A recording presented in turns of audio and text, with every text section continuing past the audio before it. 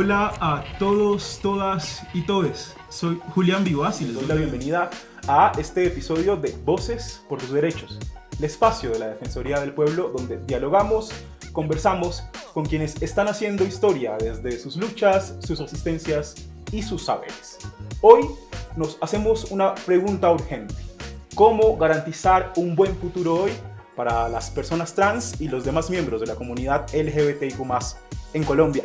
Y para hablar de este tema nos acompaña una gran invitada y nos place darle la bienvenida, María Victoria Palacios. ¿Cómo estás? Muy buenas tardes, querido equipo de la Defensoría del Pueblo. Gracias, Julián, por este espacio. Maravillosamente emocionada por venir a compartir con ustedes, no solamente desde el discurso de mujeres trans, sino desde una mujer trans negra de un territorio como el departamento del Chocó. Y hay muchas historias por contar, mucho por reflexionar, y eso lo veremos a lo largo de esta conversación. Pero para iniciar, y para quienes no te conocen, María Victoria Palacios es una activista, lideresa, defensora de los derechos humanos, directora de la Fundación Latidos Chocó, y desde hace más de 10 años viene luchando por los derechos de niñas, niños, adolescentes en su territorio. Además de eso, pues es la representante legal de la Red de Mujeres Trans Dorothy. Y comencemos por ahí. ¿Por qué esta red se llama Dorothy?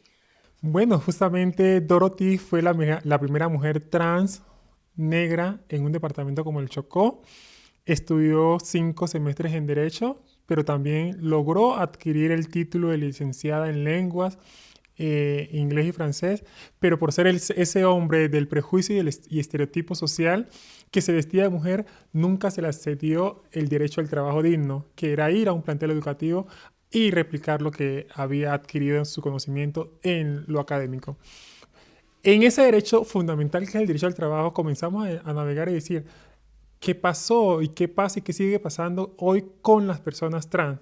Pero con las personas trans negras en territorios como el Chocó, como Buenaventura, como Tumaco y todos estos territorios que son de procedencia afrodescendiente. Y es la dificultad del acceso a ser quienes somos y para acceder a espacios laborales dignos. Entonces, en honor a Dorothy, que desafortunadamente falleció, y después que fallece, en la gobernación del Chocó emite un nombramiento para contratarle como docente.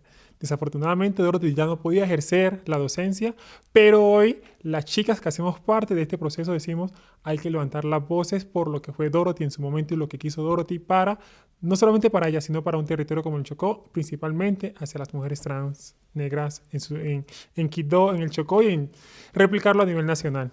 Qué importante legado, y hablando precisamente de ese legado y cómo ese legado atraviesa tu vida y tu biografía, me gustaría que dialogáramos un poco sobre cómo ha sido para ti vivir y construir esa identidad como activista, como mujer trans afrodescendiente en un territorio como el Chocó, entendiendo eso mismo que nos dices, que además de ser de mujer trans, enfrentan otros tipo de opresiones, ¿no? En un territorio excluido como es y ha sido históricamente el Chocó. Imagínate que navegar en un territorio machista, entre comillas conservador, yo lo digo más hipócritas, porque durante el día te atacan, pero en la noche van y buscan tu servicio como mujer trans. Entonces, esa hipocresía social que se enmarca en estos territorios, pero también la presencia de actores armados, la dificultad de conexión entre algunos territorios limita el poder nombrarse, el poder ser libres. María Victoria surge en todo este proceso.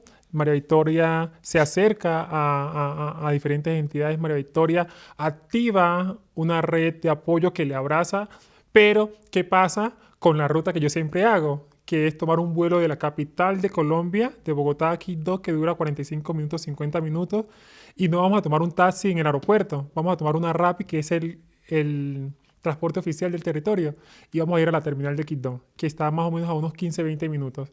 Y tomamos un transporte de Quibdó hacia Ismina, que dura aproximadamente 1 hora 50, 2 horas, y tomamos otro transporte a medio Baudó.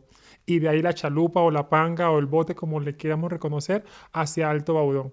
Y pronto a caminar hasta la cabecera municipal de Alto Baudó, donde hay compañeras trans que no se pueden nombrar por todo ese trayecto, pero tampoco pueden acceder a servicios básicos como salud y reasignación de sexo y hormonización.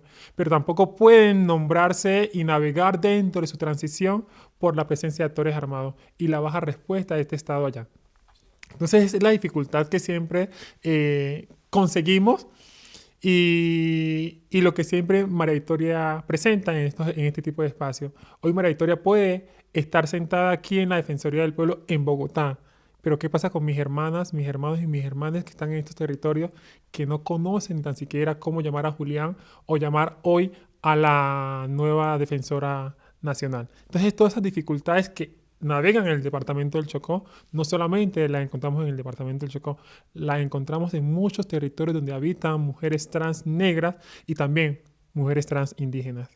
Y ahí es tan importante, por supuesto, tu labor a la hora de visibilizar todas estas experiencias y cómo, por supuesto, las personas trans, las personas LGBTIQ+, están atravesadas por diversas opresiones que son estructurales, ¿no? Y que todas se interseccionan en nuestros cuerpos, en nuestras biografías y en nuestras experiencias. Y tú hablabas ahora, por ejemplo, del caso de Dorothy y las violencias a las que se había enfrentado por prejuicio en su territorio. Violencias que no solo escapan, por supuesto, que no solo ocurren en Quibdó, sino que atraviesan todo el país. Como comento, es estructural. Hablabas de las experiencias de las mujeres en tu territorio. ¿Cómo se evidencian en concreto para sensibilizar, para visibilizar esas violencias que sufren a diario las personas trans, que van mucho más allá de casos extremos como el lamentable asesinato de Sara Millerey, sino que hablamos de violencias que se evidencian en la cotidianidad? Pues mira que el caso de Sara Millerey es un caso que nos ha conmovido, pero hay muchas personas LGBTIQ+, muchas mujeres trans que hoy estamos vivas, pero que el Estado nos sigue silenciando y nos está matando. Hoy Quibdó cuenta con una política pública y es irrisorio que una secretaria de la mujer desconozca a las mujeres LGBT para la política pública de la mujer que hoy se actualiza en Quibdó. Hoy encontramos que la situación, el aumento de violencias por prejuicios cargadas a estereotipos hacia la orientación sexual e identidad de género ha aumentado, pero los registros son bajos. ¿Por qué? Porque no hay la garantía de la entidad principal que debería proteger a las personas LGBTIQ+. Y si seguimos navegando nos damos cuenta que hoy el departamento del Chocó no cuenta con una política pública departamental que proteja a las personas LGBTIQ+, en esos territorios tan hóspitos como lo acaba de mencionar Alto Baudó. Y por qué no hablar de lo que pasamos o lo que se vive hace poco en la zona del San Juan, donde los hostigamientos, los desplazamientos y los paros armados han desplazado a sin número de personas, pero no mencionamos cómo este conflicto armado también afecta a personas LGBTIQ+. Y es lo que hace mucho rato vengo hablando. Hablemos de conflicto armado, pero hablemos de conflicto armado con personas LGBTIQ+, porque hoy todavía se sigue invisibilizando y es un tema de prejuicio. Pero también el acceso a necesidades básicas insatisfechas como una casa, refugio que permita acoger a personas LGBTIQ+ en este tipo de situaciones. Y todo esto está cargado a un sistema político que todavía nos invisibiliza y nos imposibilita el deber ser de navegar libremente en territorios como el Chocó.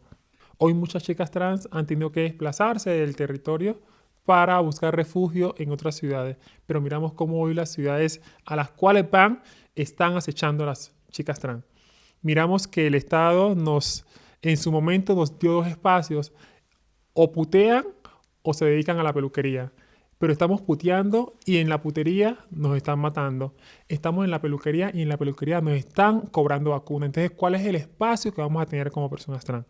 Hoy nos estamos capacitando como trabajadoras sociales, como abogadas, pero todavía el discurso político frente a la situación de reconocimiento de derechos básicos como el derecho al trabajo es baja porque no reconocen a una mujer trans en espacios laborales dignos, porque siguen pensando desde ese prejuicio, ese estereotipo, ese señalamiento y ese juzgamiento que solamente estamos hechas para putear o para ir a alisar, cepillar, porque no tenemos ninguna otra función más en estos espacios.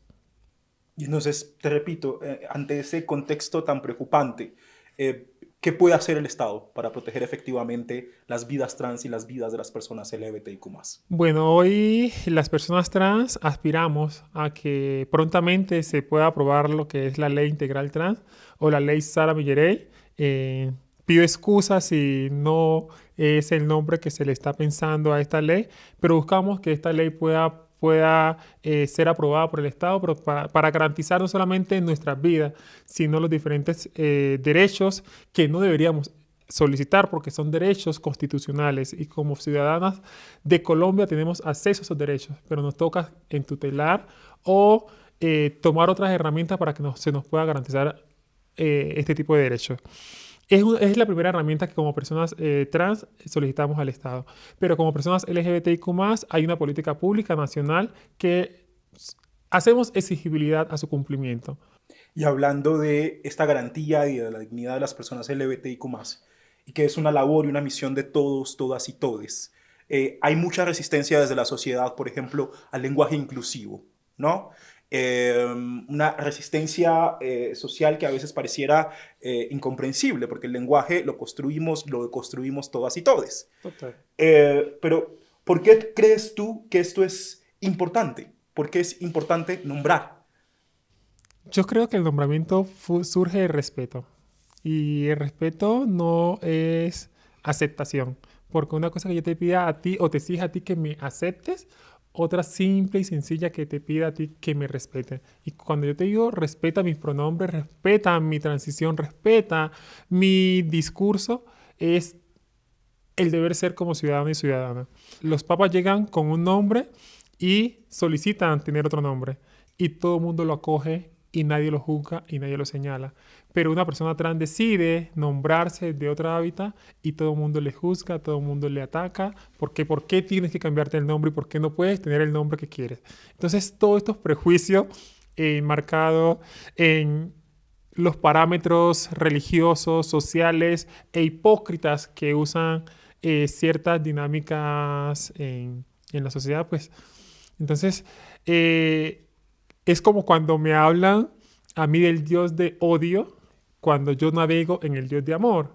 Y ya para cerrar, y esta es una pregunta que queremos que resuene en los oídos de quienes nos escuchan, es cómo todos, todas y todes, desde los territorios, desde la defensoría, desde el Estado, desde nuestros núcleos familiares, podemos construir un buen futuro para las vidas trans, para las personas LGBTIQ+ en Colombia.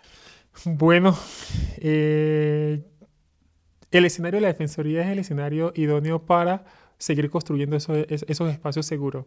La Defensoría se encuentra en todos los territorios. La Defensoría es la entidad en la cual está de la mano con las comunidades. La Defensoría ha construido escenarios de transformación y hablo de la Defensoría de todos los territorios, pero principalmente la Defensoría Regional Chocó, donde comencé a navegar con la dupla de género, donde fuimos a diferentes escenarios, donde tuvimos la posibilidad de conversar con líderes, con lideresas, con funcionarios, con funcionarias, con estudiantes, y comenzar a cambiar el lenguaje. Y era la dinámica tan sencilla que accedía María Victoria y dejábamos que los chicos o las personas en el escenario hablaran como quisieran hablar.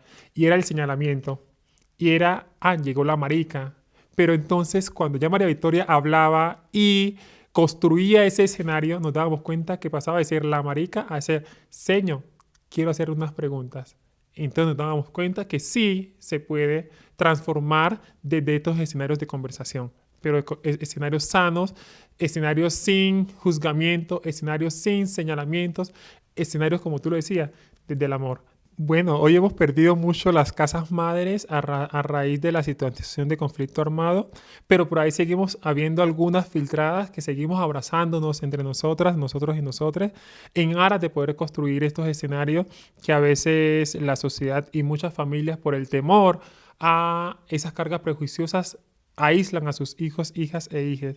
Entonces, nuestra invitación a estos niños, a estas niñas, a estos niños, es que sigan construyéndose desde el amor, sigan construyendo desde la resiliencia, porque esto nos va a permitir poder seguir construyendo lo que hoy estamos construyendo, y es ya tener un borrador de ley integral trans en el Congreso de la República, pero ya también tener escenarios como donde chicos, chicas y chiques nos seguimos profesionalizando.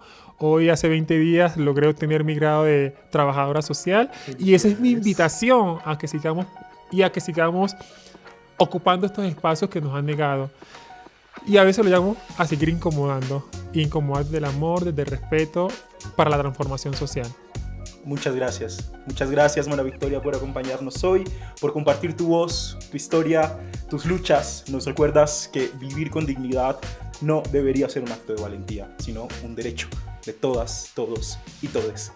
Muchas gracias a quienes nos acompañaron en este episodio. Recuerden seguirnos en nuestras redes sociales, recuerden interactuar, recuerden defender nuestros derechos. Desde la Defensoría creemos que todas, todes y todes debemos cuidar y defender la vida. Nos escuchamos en un próximo episodio. Hasta pronto.